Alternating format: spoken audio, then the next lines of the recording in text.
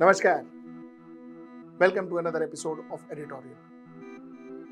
A DMK MP DNV Senthilkumar made a rather stupid statement. He said that, Bharatiya Janata Party gets vote only from Gaumutra states. What he meant is northern states. He said Bharatiya Janata Party will not get votes from southern states. Incidentally, he too realized that his statement was stupid and today he apologized for it. Now my topic of discussion is not that. My topic of discussion is the share of power of India equal between North and South? Does South of India enjoy the same political equity, political power that North enjoys? That's my question this evening. Let's get right into the show. Our Home Minister Amit Shah once made a statement. He said, while we are a country which is diverse and possibly our unity is in our diversity, but the fact remains that we should have one language. We should have one language across the country, and that one language will help us to kick out a foreign language. He meant English. A lot of South Indians said, why? Why should you have one language? And if you want to have one language, why can't that be Tamil? Why Hindi? If you expect us to learn Hindi, why can't we expect North Indians to learn Tamil or Telugu or Malayalam or Kannada? Now, this is not something that Amit Shah initiated. This was a discussion that was happening from a long time, right from independence. This issue was discussed, debated in a lot of forums. There were the same calls of having one language, that is Hindi, across the country, and there was the same reason. A lot of South Indian leaders said that why Hindi? Why should we learn Hindi? Why can't you learn Tamil or one of our South Indian languages? Okay. Now, while this is a very relevant problem, but is this the only problem that South of India is facing? You see, I'm going to give you a very cliched problem that a lot of times a lot of people must have discussed with you.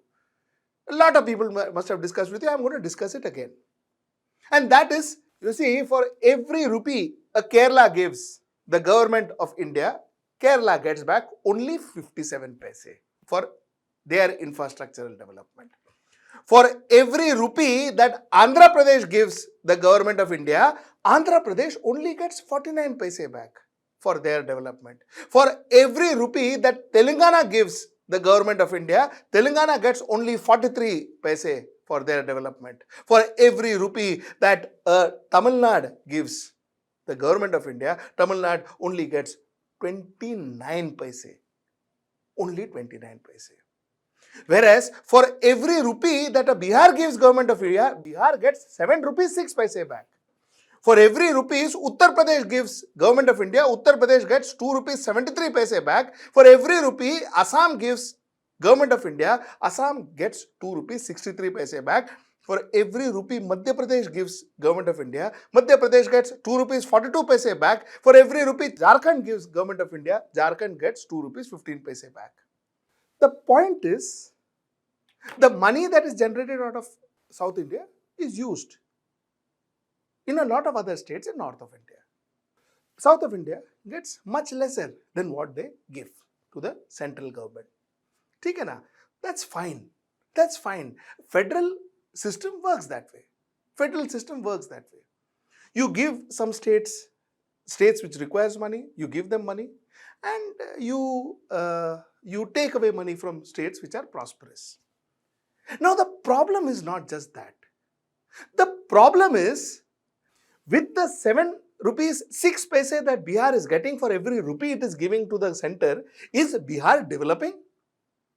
Is Bihar coming close to what their south counterpart is? Or close to what Maharashtra is? Or close to what Gujarat is? Is Bihar doing that? Is Uttar Pradesh doing that? So the question a lot of people from south would be asking, and not only is people from south, from across the country, states like Maharashtra would be asking is, where is our money going? Where is this 7 rupees 6 paise going? because it's not helping the people. The healthcare has not improved.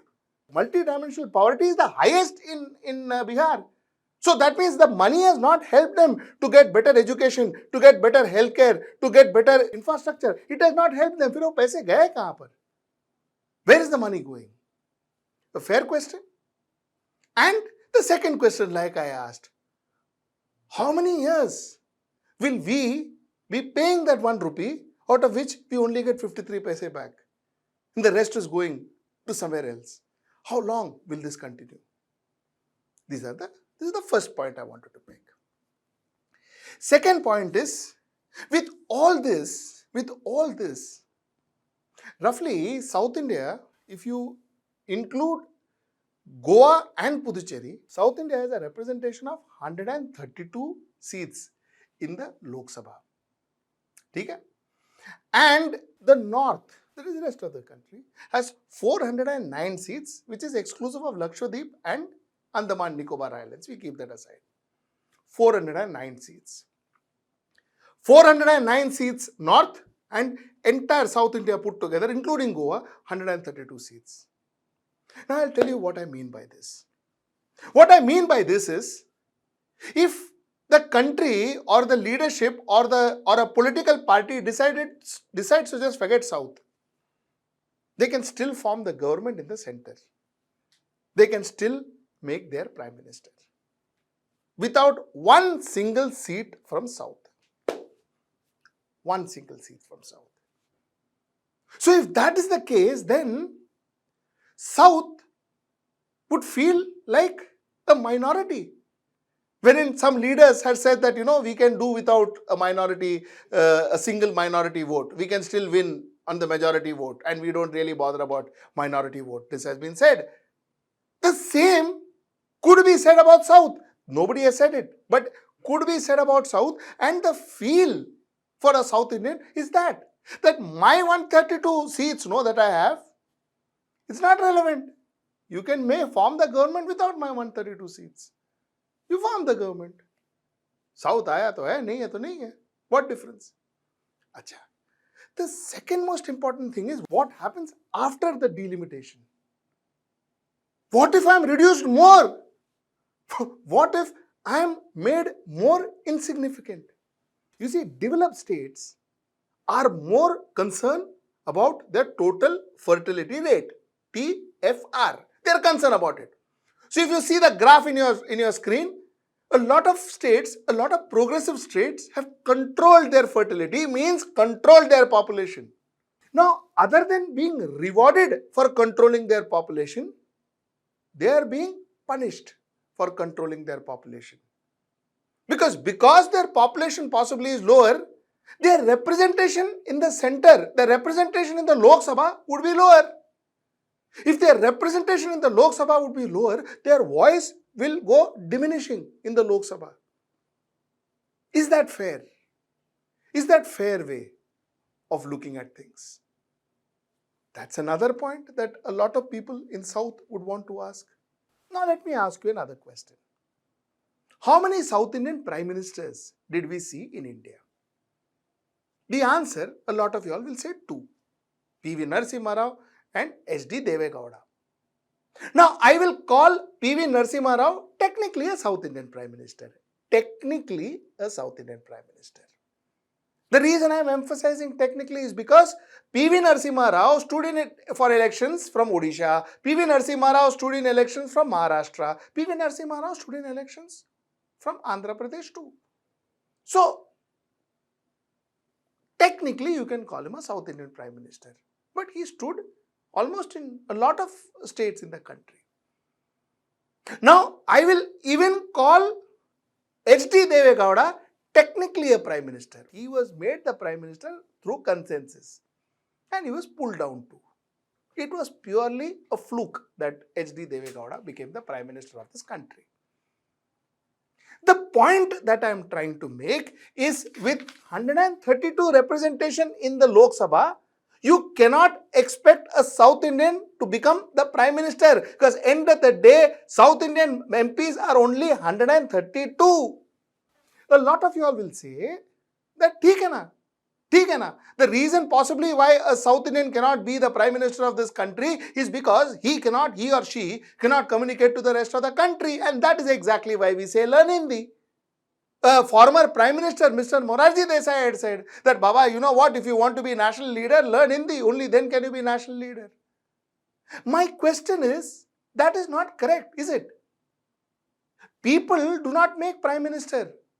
The MPs sitting in that Parliament House, the Lok Sabha, makes a Prime Minister. It is the MP who votes in a Prime Minister. And if there is enough representation to the South, chances are you may get a South Indian Prime Minister. It is not necessary that that gentleman or that lady would need to know different languages or Hindi. It is not necessary. While I always say knowing Hindi is always good, but the fact is it is not necessary. It is not part of the prescribed minimum qualification format.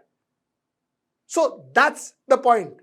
Point number 2 is, let's take another example. Chief Justice of India. 7 out of 50 Chief Justice of India were from South. 7. Rest 43 Chief Justice were from other parts of the country. So somewhere down the line, South Indians, do they get enough representation in power? That too is a question. Lastly, I will come to what I started with. Language. The point is, learning a language is actually good. Learning an Indian language is brilliant, is very good. It is good. Even I like to learn as many Indian languages as possible. I love that. And I think we should promote people learning Indian languages. But tell me, to impose Hindi onto a South Indian, how fair is that? Let me tell you a very logical reason for this.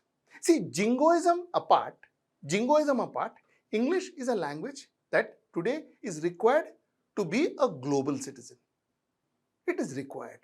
If our people are going and becoming CEOs across the globe, one of the reasons is because we are fluent in English. We are as fluent in English as Europeans are. We are fluent in English, and that fluency gives us this opportunity. Makes Sundar Pichai, makes Nadella, that language. So to say that therefore we should eradicate English from India is not a wise decision, because that is a disadvantage for us. So you have, for a South Indian, you have an English. You have his own language, which could be Malayalam, which could be Tamil, which could be Telugu, and then you are forcing him to learn a Hindi. How fair is that? Whereas if you are in North, you learn English and you learn Hindi, and that's it. Just because you are in South, you have to learn an extra language. How fair is that? The solution to the problem is very simple. The solution to the problem is learn the language of the state you are in. I am in Maharashtra. I was born in Maharashtra. I speak almost fluent Marathi. I read Marathi. I write Marathi. Because I was born in Maharashtra. I learned Marathi. I learned Marathi in my school. So, isn't it more prudent that I learn the language of the state I am in, that I am working in and I am living in, rather than learn a third language? Like I said, learning 10 languages is brilliant, it's good, it's very good. But let the choice be with me. The person who is learning the language, let that person choose whether that person wants to learn a particular language or not. If at all you want to make something mandatory, make it mandatory to know the language of the land you are staying in. Like I said, I stay in Maharashtra, I know Marathi, I know Marathi very well. Let that be mandatory. So that's as far as the question of learning a language is concerned. While I again say that learning any Indian language is a good thing. It is nothing wrong. Why Indian language? Even foreign language learning is good. But Indian language learning is better because you come more to your culture. That said, my last point. I'm not one who believes that South can do better without North or North can do better without South. I'm not the one who believes in that. On the contrary, I believe that the only way we can grow is when South and North are together. We are so interdependent as people. We are so interdependent on every front, economic front, resource front, intellectual front, and culturally. We are interdependent. The point that I am trying to make is, I plead with the politicians not to interfere with our diversity. Please do not impose your idea of India onto our diversity. Because the soul of our unity is our diversity. And that's something that politicians should not fidget with. That's the point I wanted to make. Till I see you next time. Namaskar.